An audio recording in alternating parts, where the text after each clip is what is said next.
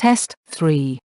You will hear a number of different recordings, and you will have to answer questions on what you hear. There will be time for you to read the instructions and questions, and you will have a chance to check your work. All the recordings will be played once only. The test is in 4 sections. At the end of the test, you will be given 10 minutes to transfer your answers to an answer sheet. Now turn to Section 1. Section 1. You will hear a telephone conversation between a representative of an internet provider service and a man who wants to get a new password. First, you have some time to look at questions 1 to 7.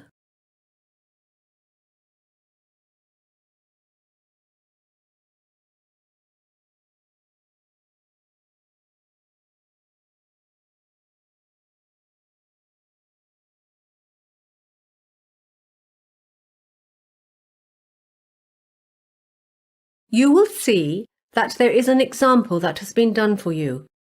On this occasion only, the conversation relating to this example will be played first. Good evening, this is WebNet and you're speaking with Natasha. How can I assist you today? Hello Natasha. I tried to log into my WebNet account yesterday and I realised I'd forgotten my password.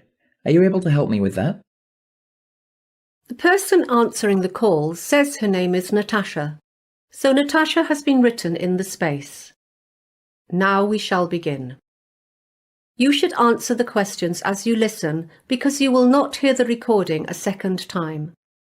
Listen carefully and answer questions 1 to 7. Good evening, this is WebNet and you're speaking with Natasha. How can I assist you today? Hello Natasha. I tried to log into my WebNet account yesterday and I realised I'd forgotten my password. Are you able to help me with that? Of course. What I'll need to do is ask you a few questions to check your identity, and then I'll issue you with a new password. Is that okay? No problem. Firstly, can I have your full name, please? Michael Simmons. SIMMONS. I don't have a middle name. Great. And your date of birth? It's the 27th of the 3rd, 1988. Right. And I also need to know your previous address. I live at 12 Wake Street and that's in... We have that as your current address. What was the address you registered with us before you moved there? Oh yeah. I used to live at 319 Ocean Drive. That's in East Providence. I'll just need your contact phone number as well. That's 0492 48002. And just a few questions about your account. Do you know what your current data allowance is? I upgraded to the Gold account not long ago, so it's unlimited. Yes, unlimited data.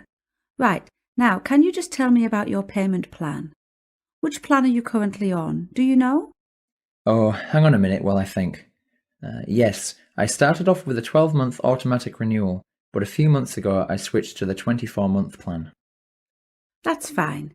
Now when you first registered for WebNet, you selected 2 secret questions and provided us with the answers.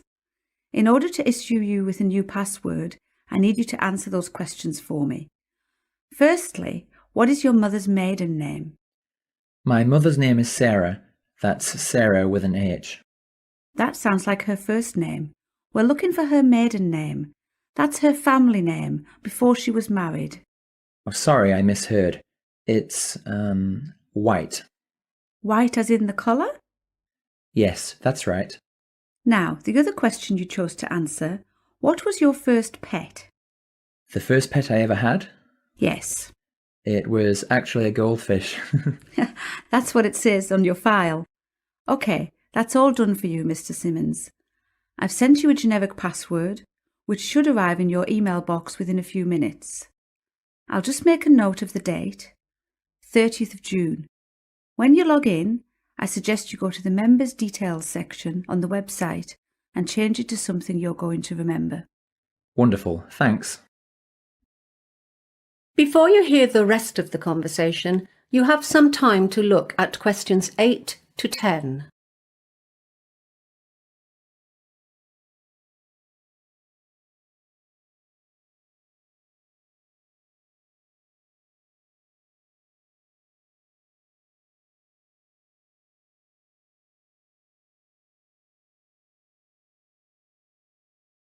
Now listen and answer questions 8 to 10. Is there anything else I can help you with today? Yeah, there are a few things. I've been having some connection issues recently. I think the problem is with the cable that connects the modem to the computer. Do you supply those? You need a new cable. Not a problem. I'll arrange for that to be sent off tomorrow. Thanks. Also, I'm currently signed up for 3 of your services: home phone, mobile and broadband. I use the internet a lot, on my computer and on my mobile, but to be honest, I never use the home phone and I don't see why I should keep paying for that plan. Would you like me to cancel that home phone for you? Yes please, if you wouldn't mind. Done. Is there anything else? Yes, just one last thing. Do you offer any antivirus products? Yes, we have one which offers full protection against viruses, spam and identity theft, which is useful if you're doing any online banking and that kind of thing. It's called the Security Pack. Sounds perfect. Sign me up for one of those, please. And we've got another one. It's called the Parenting Pack. It prevents your children from accessing harmful websites and downloading things they shouldn't. I'm not so worried about that anymore. Both my children are adults and have left home. So, just the security pack, thanks. That's everything. That is the end of section 1. You now have half a minute to check your answers.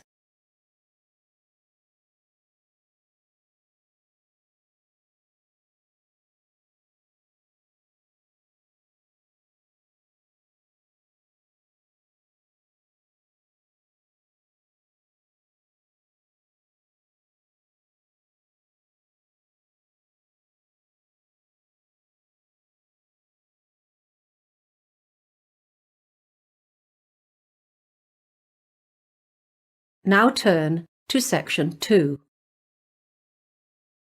Section 2.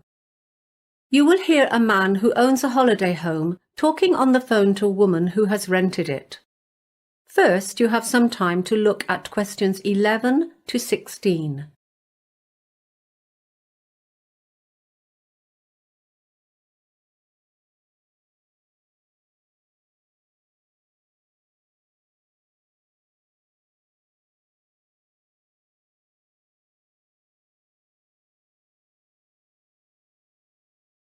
Now listen carefully and answer questions 11 to 16. Hello, Ron Smith speaking. Hi, this is Kayla Lawton.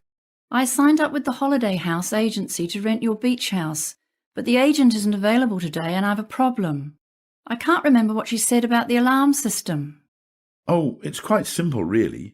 The main thing to remember is to enter by the back door, which leads into the kitchen, because that is where the alarm is situated, right next to the light switch, just beside the door. If you go through the front door into the living room, it will take you longer to reach the alarm, and you only have a few seconds to deactivate it. The code is 3498. Okay, I've got that. The agent will have given you the back and front door keys, but there are other keys that you may need for the garage, the laundry, and the little garden shed.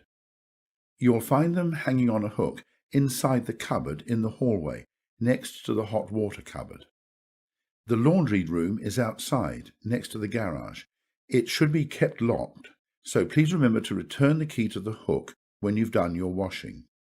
The last tenant lost it somewhere in the garden, and I had to have the lock replaced. There should be some laundry detergent for the washing machine next to the dishwashing liquid under the kitchen sink. Oh, now, about the linen.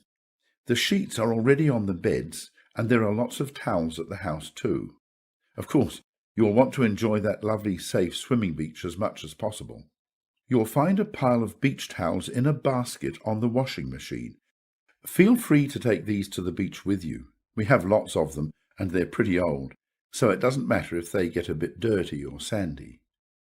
There are other newer towels for use in the bathroom only. These are in the hot water cupboard on the shelf up above the cylinder. Please don't take these ones down to the beach. What else? Oh yes, I should tell you that the electricity supply is generally reliable, but sometimes there are power surges which make a few light bulbs blow. If that happens, don't worry. There are spare light bulbs in a shoebox on the chest of drawers in the bedroom. That reminds me, the main power supply is switched off at the mains box, which is above the front door. The first thing to do when you arrive is to pull down the large lever. It's clearly labelled mains switch. You don't need to touch any of the other switches. Thank you. Anything else? Before you hear the rest of the conversation, you have some time to look at questions 17 to 20.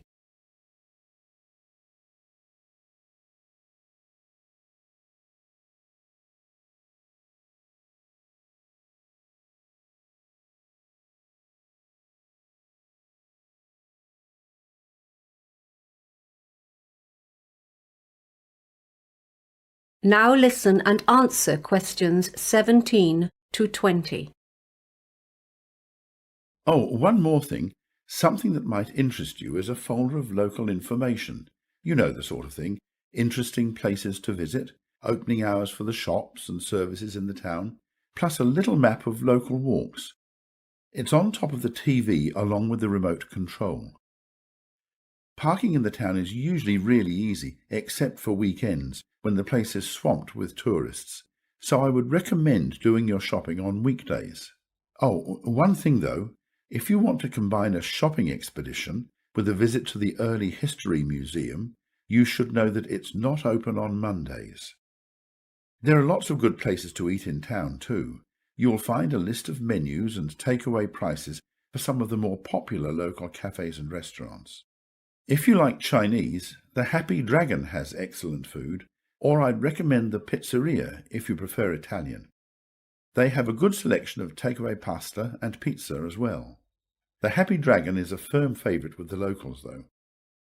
Both restaurants deliver free of charge, but note the phone numbers have changed since the menus were printed.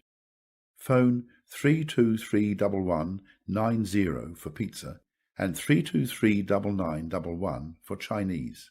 You won't be disappointed. Thanks a lot. I'll do that. That is the end of section 2. You now have half a minute to check your answers.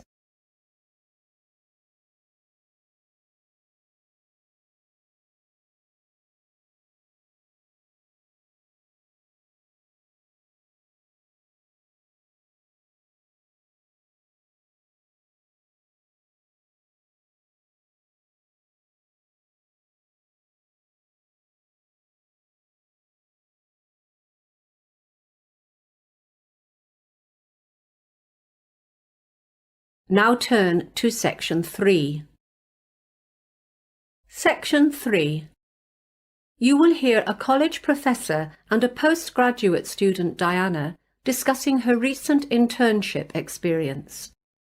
First, you have some time to look at questions 21 to 25.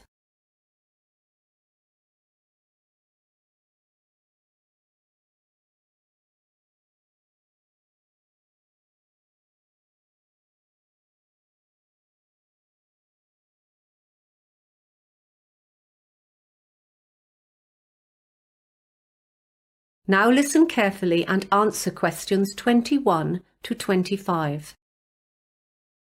Thanks for coming in today to discuss your internship experience. Completing some sort of work experience, like an internship, is a core part of our master's program, and we want to make sure students are able to make the most of it. That's fine. So, as I understand, you were offered an internship by Gregory Associates, is that correct? Actually, I got offers from a few companies, but Gregory Associates was the only one I seriously considered. Was there any reason for that? Yeah, they didn't offer the best conditions. Some of the other companies were offering to cover transportation and other living costs, that kind of thing. But I knew Gregory Associates was a widely recognized leader in the industry, and that was the big factor for me. And were you happy with your choice? Well, yes and no. Mixed feelings? Yeah, I mean, don't get me wrong. Everyone in the office was great. They didn't talk down to me, and they were always happy to assist if I wasn't sure about something. Was it the work, then? Some students do find internships a little tedious and boring. It's not that it was boring. I was doing new things every day, and I loved that. They really kept me on my toes. It's just that I'm studying economics, you know? But most of the projects I was assigned to involved more administrative stuff. It just wasn't relevant to what I've been studying. I'm sorry to hear that. I'll make a note of it. Let's talk about the good things. What did you particularly enjoy about the experience? Well, as an intern, the managers do tend to keep you at arm's length. They just don't trust you enough to let you take on a lot of responsibility for the big projects. That's understandable. Yes, but in a way, I liked that, because I got to stand back and watch and get a real sense of how a company like that runs on a day-to-day basis. And that was the highlight for me. Well, that's great to hear. How did you find managing the internship alongside your study commitments? Well, because my internship was over the summer break, that wasn't an issue for me at all. Okay. What would you say was the biggest struggle then? In the beginning, I might have said the hours. Those 6 a.m. starts were tough. But I quickly got used to that. In retrospect, the biggest difficulty was getting by on such a tight budget. As I wasn't earning anything, the whole experience really drained my savings account. Yeah, that can be tough. And my last question, what was the outcome of this internship for you? Some of our students are lucky enough to get offers of employment before finishing. At first, I was hoping I would be one of them. In the end, I wasn't, but I'm happy about that now. Why is that? Well, over the course of the internship, I ended up reconsidering whether this industry is really for me after all. I'm going to finish my degree, because I'm only a semester away from graduation now, but then after that, I've decided to pursue a different line of work. Well, I do hope you're successful with that. Before you hear the rest of the conversation, you have some time to look at questions 26 to 30.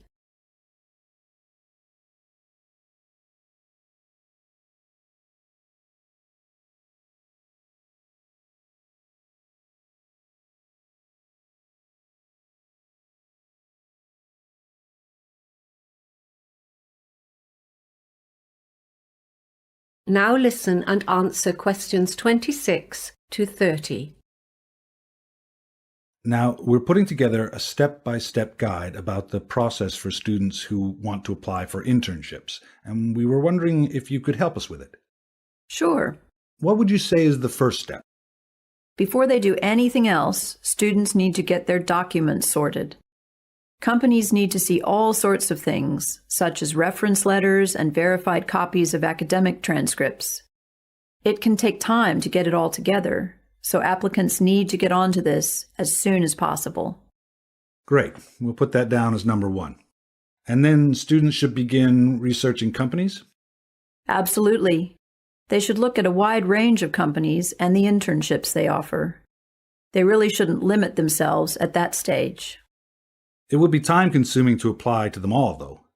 Yeah, so I think they need to weed out those positions they are not qualified for, or that don't meet their own needs and interests, and then put together a short list consisting only of those positions that are a good match. And then? Well, the next part is the applications, of course. I think the big mistake here is that some students just send the same cover letter and the same CV to each company, when in reality, every position is a little bit different. They really need to alter their applications so that they refer to the individual needs of each position. I'll make a note of that.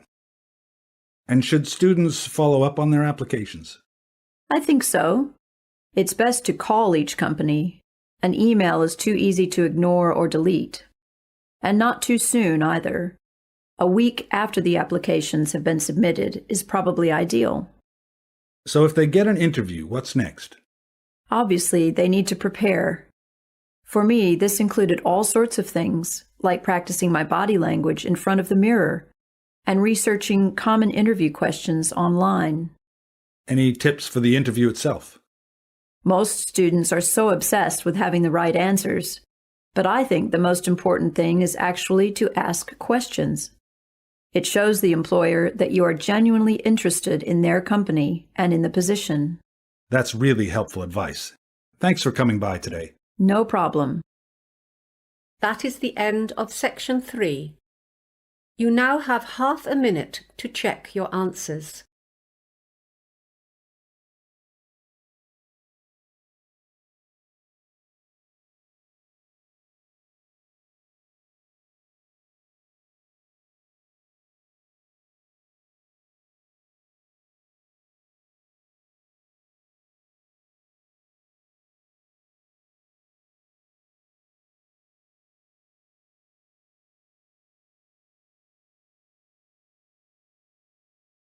Now turn to Section 4. Section 4. You will hear the first lecture of a course in development studies. First, you have some time to look at questions 31 to 40.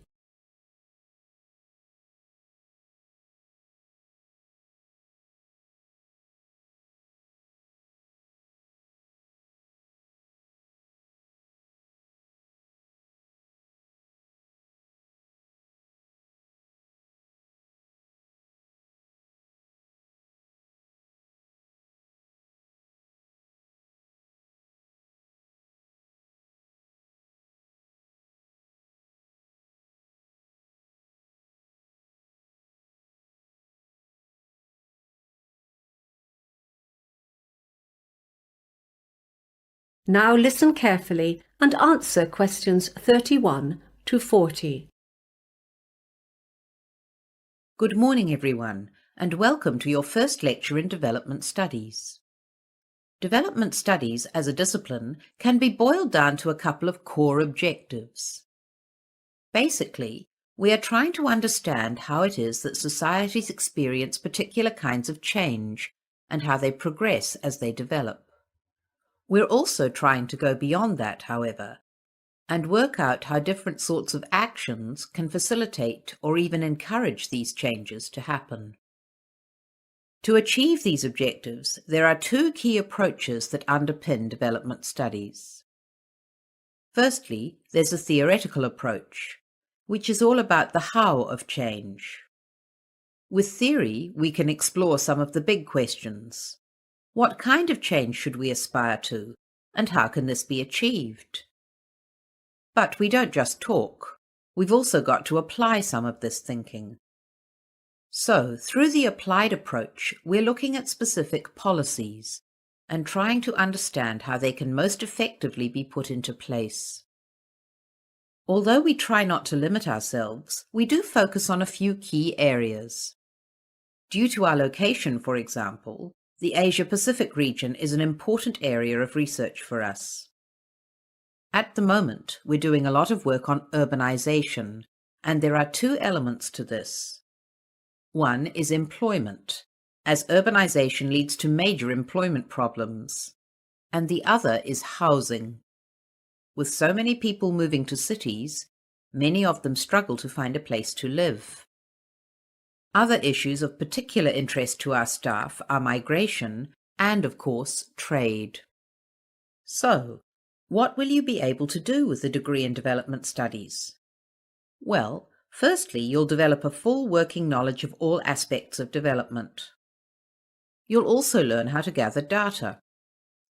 We include sessions on how to gather statistics, but we mostly focus on textual data, that is, policy briefings, research reports, and so on. Once you've done your research, you need to know what it all means. After all, there's not much point in collecting a whole lot of data if you don't know whether it's significant or not. So we're going to teach you how to critically evaluate your findings. And finally, teamwork is a big part of development work. Your major piece of research work for this class is done in groups of 4, so you're going to learn how to cooperate as a team in order to plan and conduct this research assignment. I want to move on now to give you a brief overview of how development studies has evolved as a discipline since it was first established. The first thing to note is that, unlike other subjects such as mathematics or philosophy, development studies is very young. It began taking shape as a formal discipline only in the 1950s.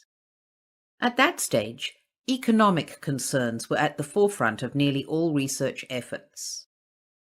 researchers assumed that development in general could be measured by indicators such as gross domestic product, GDP, or unemployment levels.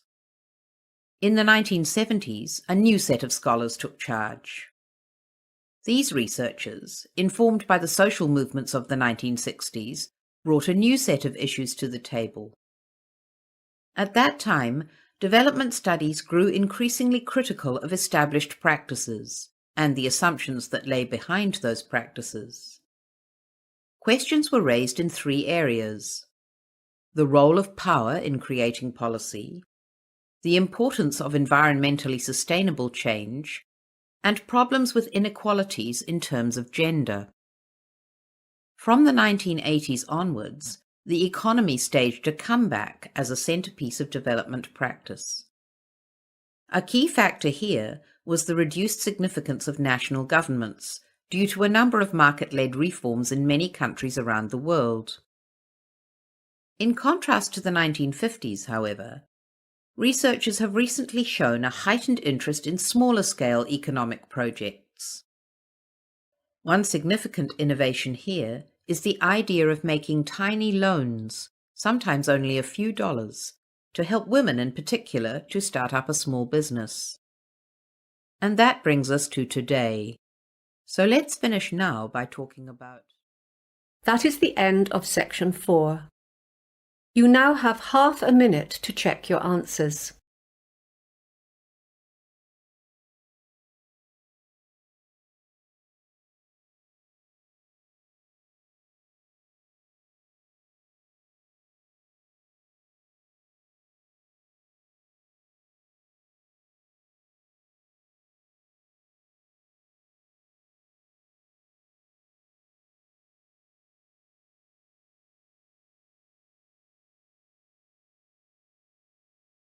That is the end of the listening test.